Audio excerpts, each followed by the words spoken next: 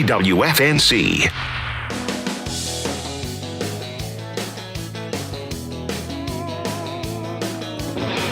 All right, News Talk 640 WFNC. Greek, you're working the board like fever over there. Hey, I'm about to break a sweat. Making it happen. All right, we've got a series of folks that we're going to talk to by phone because we anticipated the roads being just impassable this morning. So we got folks lined up. The first that's going to come up is Kirk Deviere. I've got his picture on screen right now. Let's see if we can bring him up. Kirk, are you there? Good morning, Gilbert. Hey, good morning. How are you, sir? You doing okay this morning? I'm doing well, and I hope you are. Appreciate you being on the radio this morning and bringing updates to our community. Well, let's start this way. I've got your picture up on our podcast. If you're just joining us, Kirk Deviere is the chairman of the Cumberland County Board of Commissioners. He comes just about after every meeting to bring us up to date on what's happening. Let's start with weather, just as real as it can be. Out at your place and where you are, have you been out traveling at all?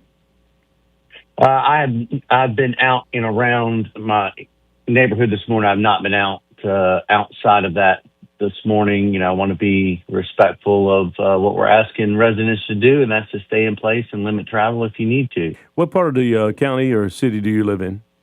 I am in Fayetteville over off of Rayford Road. All right, Rayford Road area. Are you out towards 71st High School? That far out? No. I'm not that far out near Harris Teeter. Okay, Harris Teeter. And what are you experiencing in your area right now? I mean, it's mostly what we're seeing. With the rain and weather that we had last night, you're just seeing some ice a little bit. But our roads are a little clearer here. But there's still ice out on the roads a little bit. And just want to again encourage residents that, if you don't need to go out today, stay in place, limit your travel as things begin to thaw out today. We're going to see above freezing temperatures today, so we should see some things begin to thaw out, and hopefully the sun's going to come out over the next few days, and so we'll thaw out even though the temperatures are going to be cold. But what you really need to look for is the roads may look good, but that ice is out there, that black ice is out there. Especially in some of these, off the beaten path in some of our smaller municipalities and, even on some of these bridges. So just encourage people if they don't need to go out, stay home. Kids are out of school, and I know a lot of people are remote, but if you need to go in, just be extremely careful and take extra time if you have to be somewhere. I'm sure like you did this morning, as a good ranger when you came into work this morning. Well, I told Greek, and everybody knows this, for the past 34 years on television, I've had to make the trip. It doesn't matter what the conditions are. But the main thing is you do it with a lot of caution. And, again, I use cruise control, which keeps my tires the exact speed that it needs to be. And you don't have a lot of spinning around going on when you do that. The other part is most accidents happen when you change lanes or you brake. And those are the things that they have to watch. So if you're going too fast and you're trying to slow down, or you hit a nice spot on a bridge, there you go. That's what you're going to have out there. Now, Kirk, you have been involved with the county. Have you talked with anyone from the emergency management? Because we're going to have Gary Crumpler on a little bit later on. What's your take so far?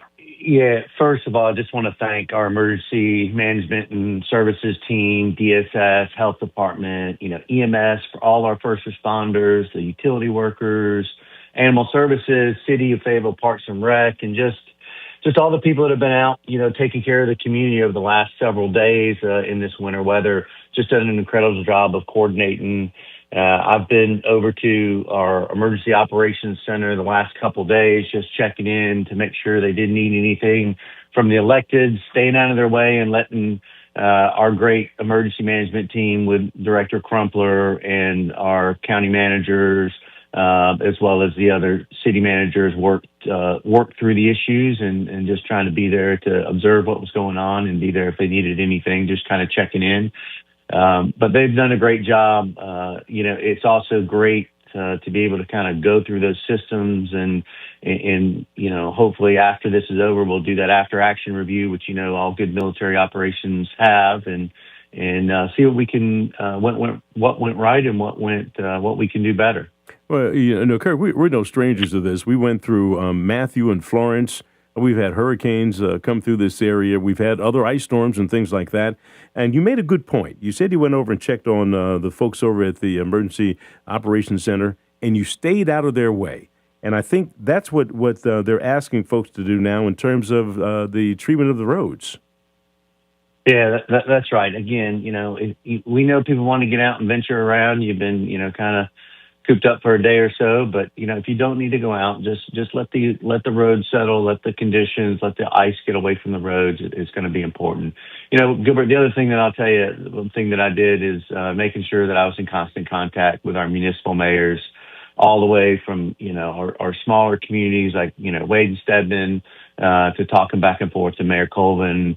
As well as, Mayor Anthony and Spring Lake and Mayor Bellflowers and Hope Mills, and just keeping them updated as we were leaning into this, let them know where we were, when we were going to issue a state of emergency, so they could opt into it as well. And just, throughout the process, making sure they were updated because, one thing that you find in situations like this, a lot of times the elected officials can help amplify the message and more importantly, amplify the credible information that's out there.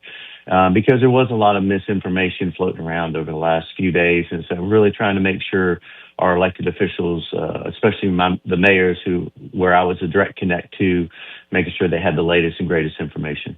If you're just joining us right now at 7:11, we've got Kirk Deviere, who's the chairman of the Cumberland County Board of Commissioners, on, just checking in with us and letting us know how things are going as far as this storm. It's not over yet because we're expecting some very cold temperatures that are going to be coming our way in light of the storm that has passed through. It looks like the rain is done now. What's the planning like? What's the thought as we move forward for the rest of this week and some very chilly weather? Yeah, so, kind of right now looking at what's happening, all the county facilities and the courts are closed today. We'll evaluate kind of operation hours for later this week, for tomorrow and through the week. Later today, we still do have shelters remain open through our county partners. Just really want to say thanks to Cornerstone Christian Empowerment Center, who's been just a great partner, not only through this, but before this, to provide that white flag shelter space as well as warming center. The Salvation Army has reopened. Again, want to thank them for really pushing forward and leaning in and getting opened Friday night at 5 p.m. And now they're open. So their warming center is open as well as, their sheltering capacity at night. So we had individuals at Cornerstone last night, as well as individuals at the Salvation Army. And just as a note, we stood up the Westover Recreation Center as emergency shelter as part of the, state of emergency operations in partnership with the Red Cross. That was closed yesterday or closed down yesterday at 1:15 based on capacity at our partner shelters that I just mentioned. But the individuals that were there, they were moved over to some additional hotel capacity because some of them had animals. And so we wanted to make sure there was only a small amount of people that had stayed at that shelter, around 6-7 individuals. So we moved those over to some longer-term sheltering outside of our county partners. Also, you've got warming shelters are up today at starting at 11 o'clock at the Parks and Recreation facilities, so Fayetteville Parks and Cumberland Parks and Rec facilities. And also, and I'm sure the Mayor Colvin will talk about it, but the FAST lobby at Franklin Street will be open around 11 for warming centers as well. So still a lot happening today, as we watch what happens with this ice. The temperatures are going to increase above freezing today, so that should help us out. But then you're going to see the temperatures dip later tonight. So the key thing will be, will that ice get out of the way? Will it get warm enough for that ice to melt and not stick through the night and into the morning as we look out to, travel and operations tomorrow? All right. Well, Kirk Deviere, chairman of the Cumberland County Board of Commissioners, thank you for spending some time with us. We're going to drop you off the line right now, and the Creek is going to get in touch with Andrew Barksdale with the North Carolina Department of Transportation, and he's going to be able to bring us up to date on a wider swath of our area. The good thing about Andrew is the fact that he used to work for the Fayetteville Observer, and he is very familiar with this area, and so he'll be able to give us some insight as to what the road conditions are like and what the DOT is doing right now in terms of making sure this area stays safe. Also, we're going to have Lamont Hinson coming up here at about 5 minutes or so, maybe 6 or 7 minutes. He's with the Public Works Commission, PWC, here, and we're going to have him talk with us about the power conditions right now. Hopefully, you didn't experience any power outages. We had one little blip that happened to us last night in our area, out near the Blakefield area, that caused the TV and microwave and all those things to have to be reset. So we know we lost power for a very small segment of time, but not enough for it to be a big deal. All right, Greek's giving me the thumbs up. We have Andrew Barksdale on the line. Is that what you're saying? So he just got off with the maintenance engineers. He's ready to go. All right, well, let me see. Andrew, are you...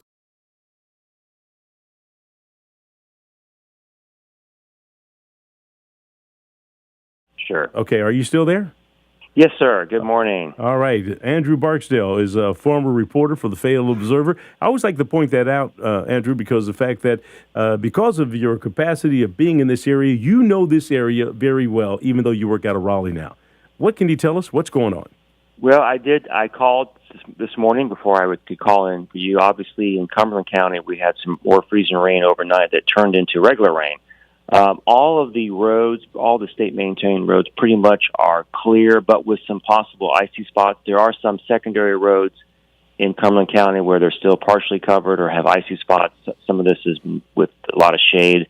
But Cumberland County, they're mostly clear with possible icy spots. They're going to go out to get to some secondary roads that are still kind of lingering. We are going to have a skeleton crew overnight, pre-treating with some brine and salt, some bridges and overpasses, because the possibility of black ice tomorrow morning will, with some, there's a lot of slush going on right now, and it's good that the sun, we're going to have some warmer temperatures today that will help evaporate that. But there's going to be some lingering slush and ice that will refreeze, so black ice will be a concern. So we will be pre-treating that. I'll tell you that in Moore and Hope counties, it's a similar situation where at least the primary routes, the highways, the 2-lane highways and stuff, are mostly clear, primarily clear with some icy spots. And the secondary roads, especially in Moore County, where they are going to be working on that. The secondary roads aren't as clear in Moore County as they are in Cumberland. So we really, I think, dodged a bullet because we got more sleet than ice. And you see what happened in Tennessee, Louisiana, and Texas with the power outages and down trees. So we had more sleet, and that is easier to deal with and is less problematic. With it also, we can scrape it away. Let me tell you one thing that this was a kind of a weird storm, because a lot of people were wondering Sunday morning why we weren't scraping, why we weren't plowing. We had such a thin layer of snow, freezing rain, and sleet that occurred overnight, Saturday night, that the salt that we were spreading was not, and the brine that we pre-treated and the salt was not effective. The temperatures were too cold early in the morning yesterday, and there was too thin of a layer to scrape. If you put a plow down on that and it's not been loosened up yet, you're just smashing it back down. You're not doing any good. So we were a lot more effective at plowing and scraping mid-morning and yesterday afternoon than we were at dawn and first thing in the morning, because it was just too.